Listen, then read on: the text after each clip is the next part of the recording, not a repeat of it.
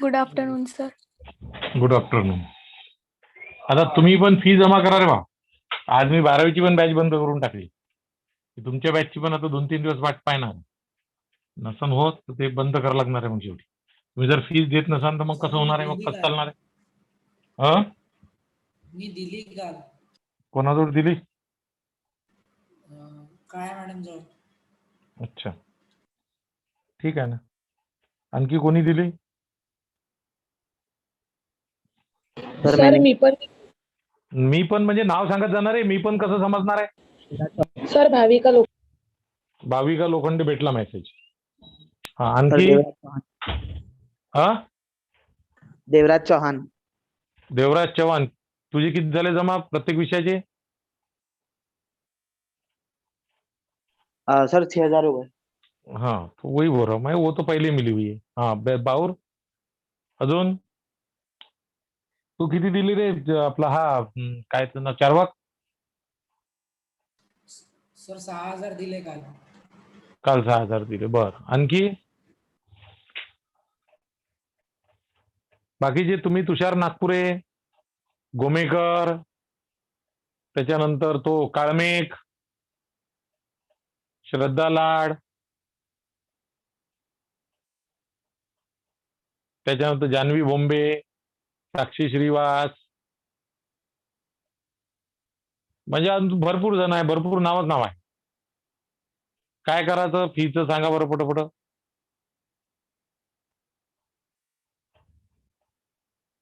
मुश्किल होऊन जाईल ना सगळं आता, आहे की नाही?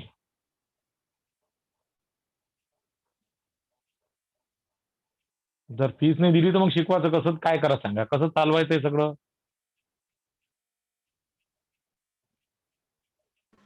मग तू दुसरं काम करणं परवडते ना. बडनेरावाल्यांची शिल्लक आहे, ते अंजनगाव बारीचे ते पोरांनी 1,000 रुपये दिलेले आहे फक्त. काय 1,000 रुपये कसं शिकवणार आहे? किती दिवस शिकवणार आहे तुम्हाला? काय करणार आहे?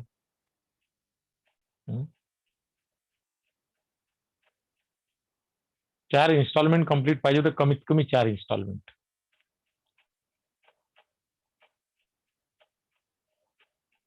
काही तर विचार करा.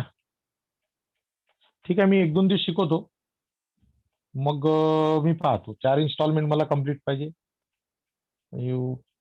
त्याच्या हिशोबाने मग पाहतो मी काय करायचं. आणि जो निर्णय मी घेईल तो 4ही बॅचेस करता राहील एवढं नक्की आहे. कोणाचं कोणतं काही असं हे नाही होणार. सिद्धी परमार तू किती दिले रे बाई? सिद्धी परमार येस सर. तू किती पैसे दिलेले? सर 3,000. मग 3,000 मध्येच होणार आहे का सांग बरं मला. नाही सर. मग करावं लागेल ना. आम्ही मागत नाही जास्त, आम्ही मागे लागत नाही जास्त. याचा अर्थ असा नाही ना की आम्हाला कामच नाही आहे. हो सर. मग अशाने थोडी होती की. मी ग्रुपवर मेसेज टाकतो, अमरावतीच्या मुलांकरता, बडनेरच्या मुलांकरता मेसेज टाकतो. त्या हिशोबाने फी जमा झाली पाहिजे. त्या हिशोबाने फी जमा करा, तर पुढच्या आठवड्यात बॅचेस होतील. नाही तर पुढच्या आठवड्यात बंद मारून देऊ आपण. ठीक आहे, शनिवार रविवार पण चालू देऊ. आता गुरुवार आहेच, शनिवार रविवार पण चालू देऊ. नाही तर मग मंडे पासून बंद मारून देऊ, कारण की फी शिवाय नाही शिकू शकत. आता खूप झालं. काय करायचं रे? किती वेट करायचा, काय करायचा? महिना झाला लॉकडाऊन लागलेला आहे.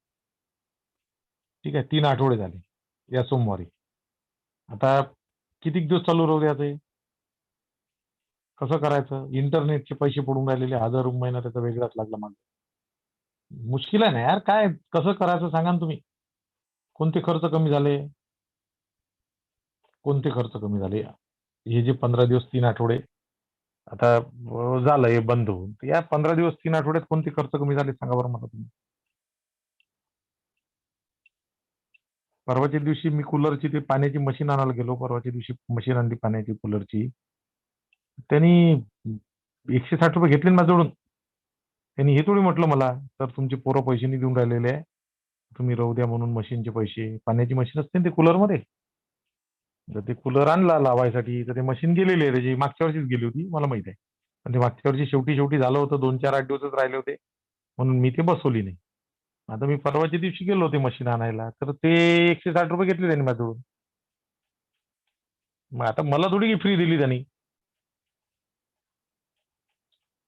बरोबर आहे ना? तर हे सगळं असंच आहे. मग आता आम्हीच का बरं फ्री, हा प्रश्नच निर्माण होते आता तिथे. मी तर 12वीची बॅचेस नाही घेतली आज, मी क्लिअर सांगतोय. 12वीच्या पोरांना विचारू शकता. आणि उद्यापासून मी 12वीच्या त्याच पोरांची बॅच घेणार आहे ज्या पोरांची फी जमा झालेली आहे. बाकीच्यांची बॅचेस नाही घेणार आहे. मग ते जाऊ द्या आता, जे असन ते असन. नाहीतरी लोक चांगलंही करून वाईटच म्हणतात, पण वाईट करून वाईट म्हणा ना, काय फरक पडतो. ठीक आहे. तर काल मी तुम्हाला आता हे मंडेपर्यंत मी याच्या रविवारपर्यंत हे सगळं चालू देतो. रविवारपर्यंत कोणताही डिफरन्स हे नाही देणार, डिस्टर्बन्स नाही देणार. पण रविवार नंतर फक्त मंडेपासून त्याच मुलांची बॅच होईल ज्यांची फीज आलेली आहे.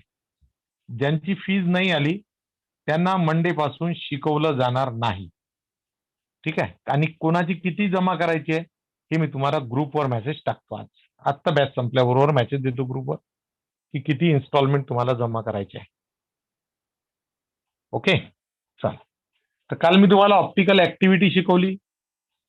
ऑप्टिकल ऍक्टिव्हिटी आणि ऑप्टिकली ऍक्टिव्ह सबस्टन्स शिकवला. त्यानंतर मी तुम्हाला 2-क्लोरोब्युटेनचं एक्झाम्पल सुरू केलं होतं. 2-क्लोरोब्युटेन. त्यात मी पहिला पॉइंट सांगितला होता की स्ट्रक्चर ऑफ 2-क्लोरोब्युटेन.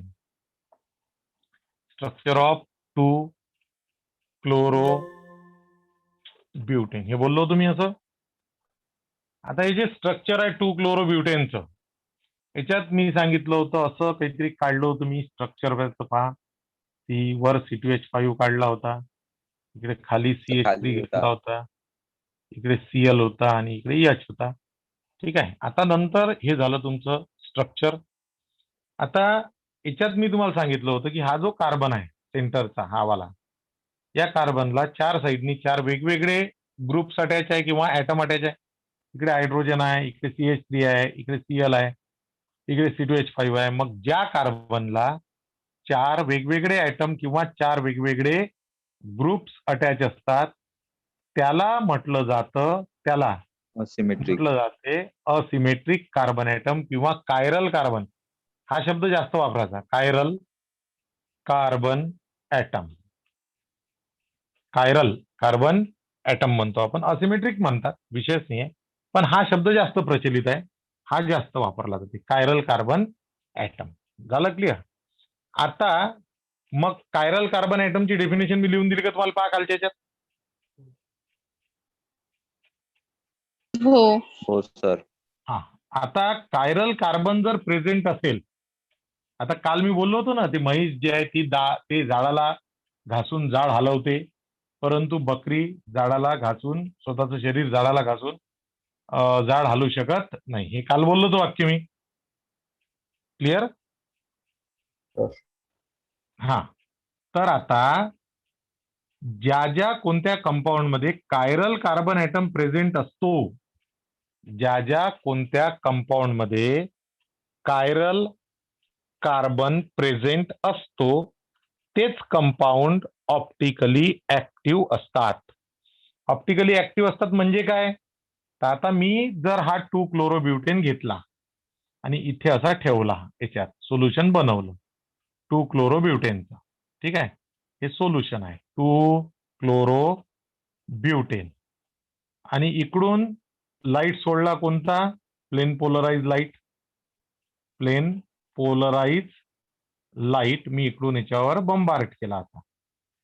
आणि इकडे पाहिलं मी तर हा प्लेन पोलराइज लाईट असा क्लॉकवाईज किंवा मग अँटी क्लॉकवाईज डायरेक्शननी, याची डायरेक्शननी बदलली रेजची. रेज असेच आहे, रेज असेच आहे, असे हे बोटपा कसे आहे, हे पूर्ण असं बदललं. आलं लक्षात? म्हणजे ही जे बाहेरचा बॉक्स आहे निळा, ज्याला आपण प्लेन पोलराइज लाईट म्हटलं, तर प्लेन पोलराइज लाईट जो आहे तो रोटेट झाला. लाईट रोटेट नाही झाला, तर प्लेन पोलराइज लाईटचा प्लेन रोटेट झाला. पटलं का बोलणं? हो सर. हो सर. हा, म्हणून बघ आता हा जो 2 क्लोरोब्युटेन आहे हा कोण झाला रे? ऑप्टिकली ऍक्टिव्ह सबस्टन्स झाला तो. बरोबर आहे, ऑप्टिकली ऍक्टिव्ह सबस्टन्स झाला. मग हा ऑप्टिकली ऍक्टिव्ह का बरं आहे? 2 chlorobutane is optically active. Why it is? Because of presence of asymmetric carbon atom और because of presence of chiral carbon atom. तर 2 क्लोरोब्युटेन मध्ये कायरल कार्बन प्रेझेंट आहे म्हणून तो ऑप्टिकली ऍक्टिव्ह आहे. जर कायरल कार्बन इथे जर हायड्रोजन असता, हा पण ब्युटेनच आहे आता लक्षात. पण हा आता कायरल नाही राहिला कारण की 2 सारखे झाले. 2 कोण झाले? सारखे झाले. तर आता तो याच्यातून जर आपण इथं समजा ब्युटेन असला, हा एन ब्युटेन आहे समजा, एन ब्युटेन आहे. एन ब्युटेन मधून जर पास केलं तर तो प्लेन पोलराइज लाईटच्या प्लेनला रोटेट करत नाही, ते तसंच राहते.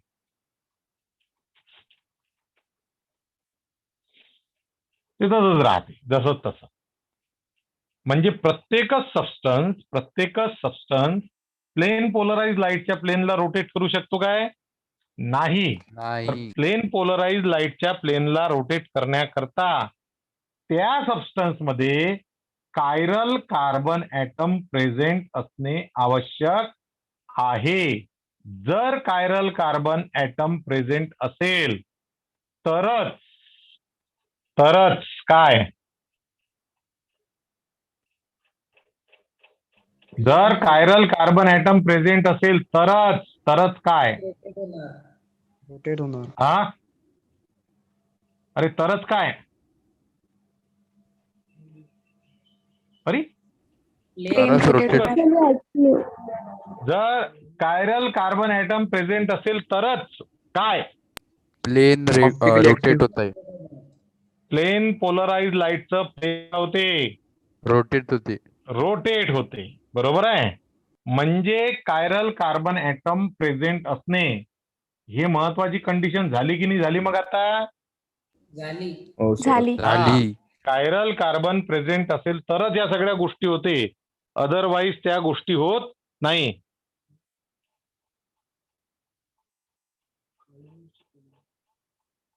हा, मग इकडे लक्ष देणं, ते काय करून राहिलं तू? इथं लाईव्ह पाहणं तू. आलं का लक्षात तुमचे? अरे लक्षात आलं काय? हो सर. सर. हा, मग आता मी हे म्हटलं होतं की जेव्हा आपण असं मिक्सचर बनवलं होतं, बरोबर आहे का? एक एक गोष्ट सांगतो मी त्यातली तुम्हाला. जोपर्यंत शिकवण तोपर्यंत चांगलं शिकवण. ज्या दिवशी असं वाटन की आता नाही शिकवायचं आपण, बस आता हे लोक फायदा घेऊन राहिलेले आहे, असं ज्या दिवशी वाटन त्या दिवशी बंद होऊन जाईन बॅचेस. एवढी गोष्ट पक्की आहे. जे मला जुने ओळखतात त्यांना माहिती आहे, मी एक तर या गोष्टीच्या मागे लागत नाही. जनरली पैसे विषयाच्या जास्त मी मागे लागतच नाही, किंवा कोणत्याच गोष्टीच्या. एक तर मी लक्ष त्यात घालत नाही. लक्ष मी घातलं तर मग मी त्याला शेवटाशी नेतो. एवढी गोष्ट पक्की आहे. आता हा झाला तुमचा प्लेन पोलराइज काय लाईट. हे झालं तुमचं 2 क्लोरो ब्युटेनचं सोल्युशन. आणि याच्यानंतर आपण पाहिलं तर प्लेन पोलराइज लाईटचं प्लेन पोलराइज लाईटचं प्लेन काय होते रे? एकतर क्लॉकवाईज डायरेक्शनने काय होते? रोटेट होते, किंवा दोन पैकी एक कोणतं तरी, दोन्ही नाही, किंवा मग अँटी क्लॉकवाईज डायरेक्शननी काय होते? रोटेट होते. Yes, rotate. मान्य झालं. मग आता हा झाला ऑप्टिकली ऍक्टिव्ह सबस्टन्स. का बरं? त्याच्यामध्ये काय प्रेझेंट आहे? Chiral carbon atom. हा, कायरल कार्बन प्रेझेंट आहे. ठीक आहे. तर आता प्रश्न हा आहे की मी कालपासून शब्द वापरून राहिलो, एक तर क्लॉकवाईज किंवा अँटी क्लॉकवाईज. मग हे क्लॉकवाईज का बरं आणि अँटी क्लॉकवाईज का बरं? फक्त क्लॉकवाईजच का बरं नाही किंवा फक्त अँटी क्लॉकवाईजच का बरं नाही? तर दोनपैकी कोणत्याही डायरेक्शननी रोटेट होऊ शकते. आता का बरं असते असं, त्याचं का व्यवस्थित ऐकून घ्या. ठीक. हा, आता पहा इकडे लक्ष द्या. आता समजा हा 2 क्लोरोब्युटेन मी इथं काढतो होता. 2 क्लोरोब्युटेन हे CH3 आहे. C2H5 Cl आणि H. हा झाला तुमचा असिमेट्रिक कार्बन ऍटम. आता मी इथे मिरर ठेवतो. मिरर ठीक आहे. आता मिरर जर मी ठेवला तर याची इमेज कशी दिसेल रे? कार्बन असाच काढायचा, नाही तर मग नंतर मिरर मध्ये असा दिसेल ना तो. मग असा कार्बन रिप्रेझेंट करणार आहे का आपण? आपल्याला फक्त पोझिशन सांगा. याची पोझिशन चेंज होईल का C2H5 ची? नाही. नाही. नाही. नाही. हा इथं असाच राहील. इथे कोण येईल? इथे Cl. Cl. इथे येणार Cl. इथे H3. Sorry. CH3. आणि इकडे कोण? H. H. आता पहा या दोन एकमेकांच्या मिरर इमेजेस आहेत. पण या मिरर इमेजेस करता मी एक शब्द वापरतो, non super imposable. Non super imposable mirror images. Non super imposable mirror images किंवा मग याच्याकरता मी शब्द वापरतो आहे तो म्हणजे इनॅन्शिओमर. इनॅन्शिओमर लक्षात. आता हे काय असते इनॅन्शिओमर किंवा non super imposable mirror images काय असतात? आता पहा इकडे लक्ष द्या माझ्याकडे. हा, दिसत आहे का मी तुम्हाला? हो सर. हो सर. Very good. हो सर. बर, आता पहा हा माझा हात आहे, हा पंजा आहे, बरोबर? हो सर. कोणाचा पंजा? तुमचा. हा, माझाच. काँग्रेसचा नाही आहे तो, हा माझा आहे. म्हणजे काँग्रेसचं निशाण पंजा आहे, पण हा पंजा माझा आहे. ठीक आहे. नाही तर मग कोणी म्हणते सर पंजा तर काँग्रेसचा आहे, तर हा माझा आहे. तर आता हा जो हात आहे, इथं जर मी मिरर ठेवला, इथं असा पंजा आहे माझा, इथं जर मिरर ठेवला तर त्याची मिरर इमेज अशी दिसेल. हो सर. बरोबर आहे. आता जर समजा मी ऐकून घ्या या मिरर इमेजेस आहे एकमेकांची. These are the mirror images of each other. आता जर मी असं केलं तर पहा अंगठ्यावर अंगठा, या बोटावर हे बोट, इंडेक्स फिंगरवर इंडेक्स, मिडलवर मिडल, रिंगवर रिंग आणि लिटिलवर लिटिल, थंबवर थंब. बरोबर आहे. हो सर. आपण नमस्कार तसाच करतो ना. हो सर. मग आता हे जे आहे ना, ह्या ज्या मिरर इमेजेस आहेत, जर मी या अशा केल्या तर ह्या एक्झॅक्टली एकमेकांना मॅच करतात की नाही करत?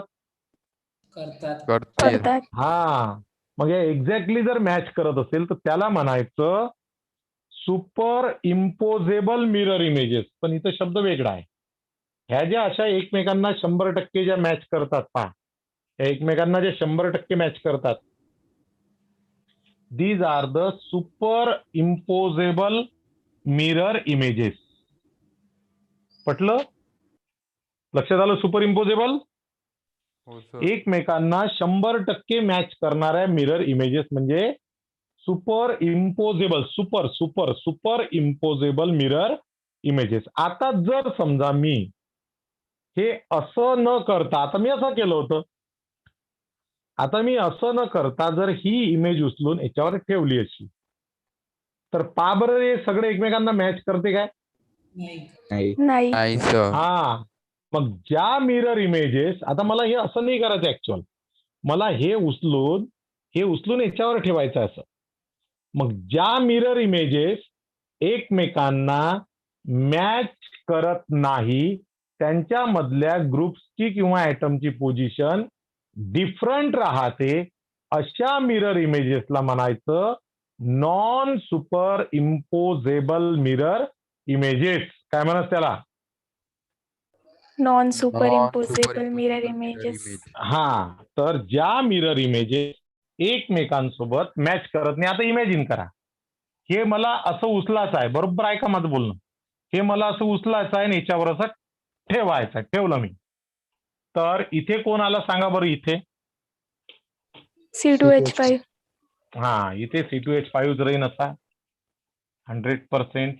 इथे कोण राहील रे? इथे CH3. CH3. Very good. इथे कोण राहील? Cl. Cl. Cl. L. आणि इथे कोण? H. H.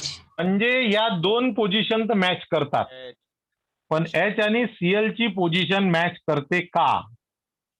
नाही. नाही. मग ज्या मिरर इमेजेस, हे असं नाही उचलायचं, असं नाही करायचं, हे असं पलटून याच्यावर नाही ठेवायचं आपल्याला, असं नाही करायचं. असं जर आहे ना, तर ते असंच्या असंच ठेवायचं. असं उचलायचं आणि असंच ठेवायचं. पटलं बोलणं? म्हणजे इथं तुमचा Cl येईल, इथे तुमचा H येईल आणि हे CH3 C2H5 आपल्या आपल्या जागेवर राहतील. मग अशा ज्या मिरर इमेजेस आहे, ज्या मिरर इमेजेस एकमेकांना मॅच करत नाही, त्यांना म्हणायचं, मॅच करत नाही त्यांना म्हणायचं non super imposable mirror images किंवा इनॅन्शिओमर. Non super imposable mirror images किंवा इनॅन्शिओमर. काय म्हणायचं? Non super Enantiomer. Imposable mirror images और एनॅन्शिओमर. Enantiomer. हा, झालं लक्षात तुमच्या हे? हो सर. हो सर. हा, आता पाहतो. मग आता काय करू आपण, की आता इकडे लक्ष द्या. एवढं तर पक्क झालं बिलकुल 101%. हो सर. हो सर. हा, आता इकडे लक्ष द्या. अधिक डायग्राम काढतो मी. ठीक आहे. आता मी काय केलं, की इथे सोल्युशन बनवलं. त्याच आता एकमेकांचे याचा बा मॉलिक्युलर फॉर्म्युला सारखा आहे, पण पोझिशन वेगवेगळ्या आहे. बरोबर आहे? मॉलिक्यूल सारखा आहे, पण स्ट्रक्चरल फॉर्म्युला कसा आहे? वेगवेगळा आहे. इथे राईट हो, सर. साईडनी Cl आहे, इथे लेफ्ट साईडनी H आहे, इथे लेफ्ट साईडनी H आहे, इकडे राईट साईडनी H आहे. पटलं बोलणं? आलं लक्षात?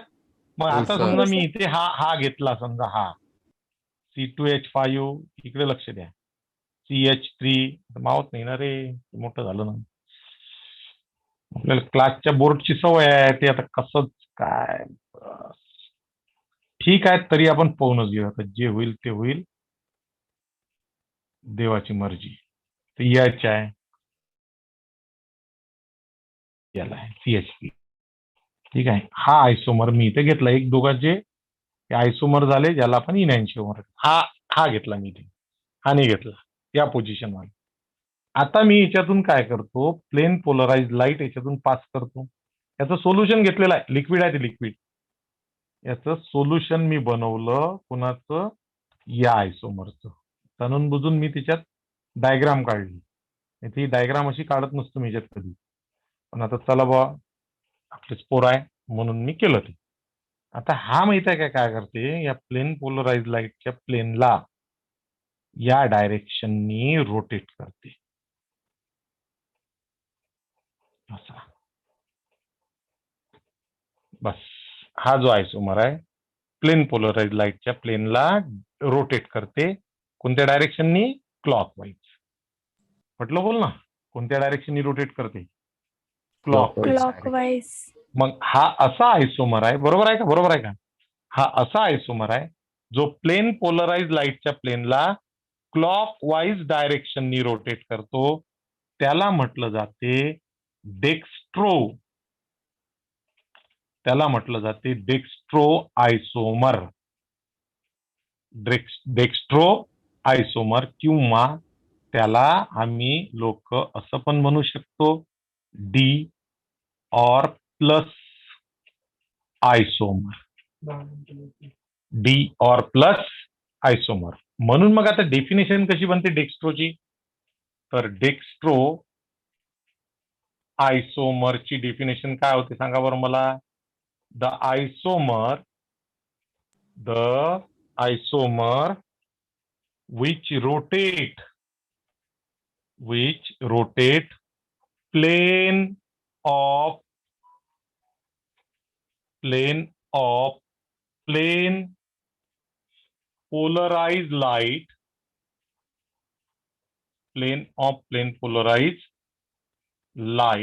in clockwise direction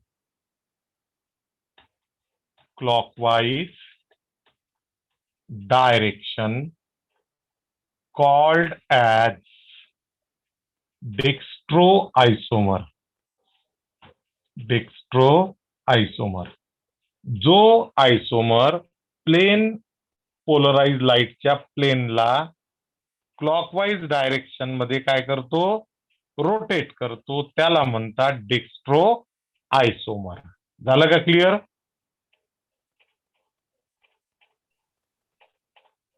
हो सर. हॅलो, हो सर. समजलं का? आलं का? लक्षात आलं काय? हो सर. हो सर. हा, आता येते लक्षात, अजून येते. आता मी काय करतो, आता हा घेतो, म्हणजे इथे एच करतो आणि इथे काय करतो, सीएल. हा घेतला आता. ठीक आहे. तर हा काय करते माहिती आहे काय, प्लेन पोलराइज लाईटच्या प्लेनला असा रोटेट करते. असा म्हणजे कसा,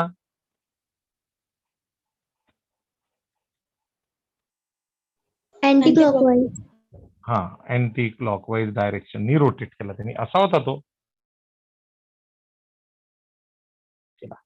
मग जो आयसोमर प्लेन पोलराइज लाईटच्या प्लेनला अँटी क्लॉकवाईज डायरेक्शननी काय करतो, रोटेट, त्याला म्हणतात लिओ आयसोमर,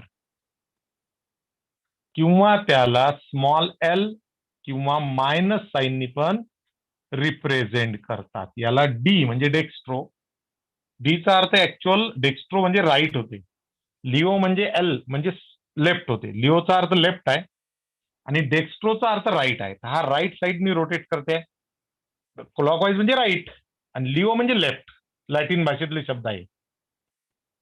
पटलं बोल ना? तर आता हा जो आयसोमर आहे, हा प्लेन पोलराइज लाईटच्या प्लेनला अँटी क्लॉकवाईज डायरेक्शननी काय करतोय, रोटेट करतोय, म्हणून हा झाला लिओ आयसोमर. हा जो आहे हा लेफ्ट साइडनी हा रोटेट करते म्हणून लिओ, हा राईट साइडनी रोटेट करते म्हणून डेक्स्ट्रो आयसोमर. लक्षात आलं का तुमच्या? ही डेफिनेशन लिहा.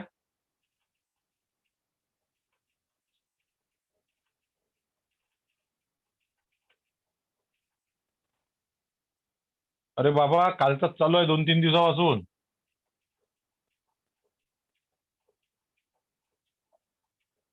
कालचं जो ये अजून पुरते ते 1 दिवस, 4-4 मार्क्सचे टॉपिक आहे ते.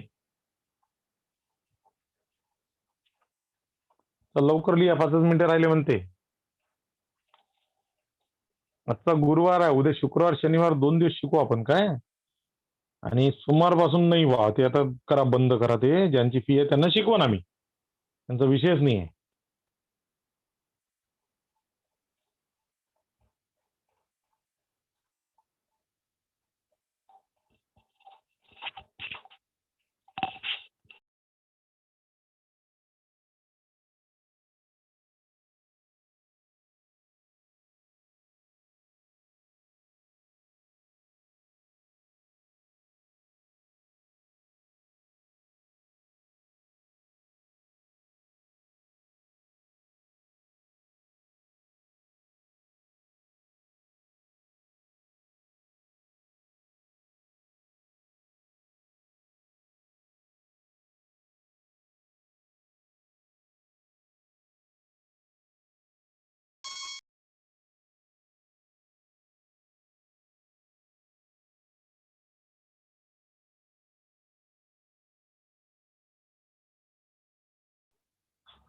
झालं का रे? झालं सर.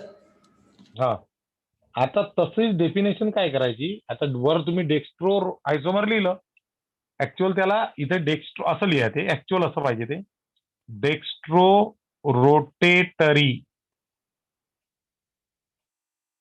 आयसोमर असा शब्द आहे तो. हा रोटेटरी शब्द टाका मधात. डेक्स्ट्रो आयसोमरही म्हणतात, पण आपण ते लिहू पूर्ण जे पाहिजे तेच लिहू आपण. डेक्स्ट्रो रोटेटरी आयसोमर लिहिलं पूर्ण. तो रोटेटरी शब्द इथे टाकून द्यायचा आणि याच्यात पण टाकायचा डेक्स्ट्रो रोटेटरी आयसोमर. घ्या लवकर घ्या. झालं काय? हो सर. झालं सर. सर लिओला हा, पण हा. रोटेटरी म्हणतात का? हो. आता लिओ रोटेटरी आयसोमरची डेफिनेशन लिहा. लिओ रोटेटरी आयसोमर काय लिहिणार? या वरच्या डेफिनेशन मध्ये काय चेंज करणार? The isomer which rotate the plane of plane polarize light in anti clockwise.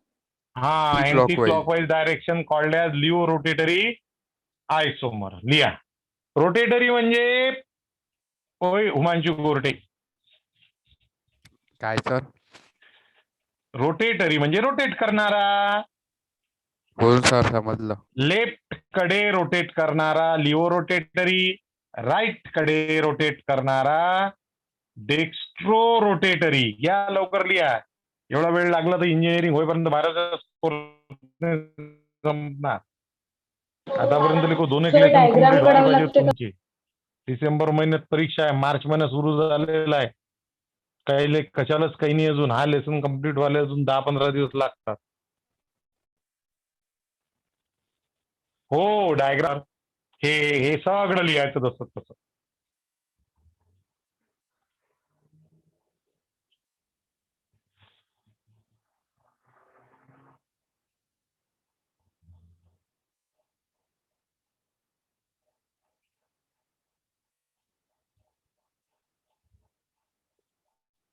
झालं सर.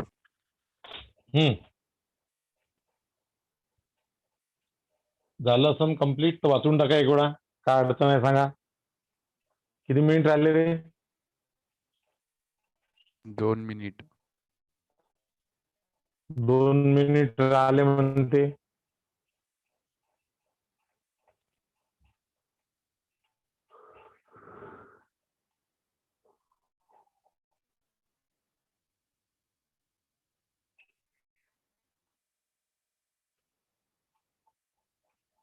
झालं का? हो सर. आता त्याच्यातलं थोडंसं पोर्शन राहिलेलं आहे. तो पोर्शन उद्याला निपटून टाका, कारण की ते चांगलं सांगितल्याशी जमत नाही. वेळेवर 2 मिनिटात 1 मिनिटात ते होत नाही. ठीक आहे. तर आता एंट्रन्सच्या वेळेवर भेटू. काही अडचण असली तर मेसेज करा आणि संध्याकाळी येऊ. पण घ्यायचीच नक्कीच. पण मी वेळेवरच घेतो. त्याच्यामुळे विषय संपून गेला. ठीक आहे. आणि सोमवारपर्यंत आता तुम्ही रविवारपर्यंत फी जमा करा. एक तर घरी आणून द्या, नाही तर ऑनलाईन ट्रान्सफर करा, नाही तर आम्हाला सांगा, आम्ही क्लासवर येतो. पण द्या लागणार आहे एवढं नक्की आहे. करे भाऊ बंद कर.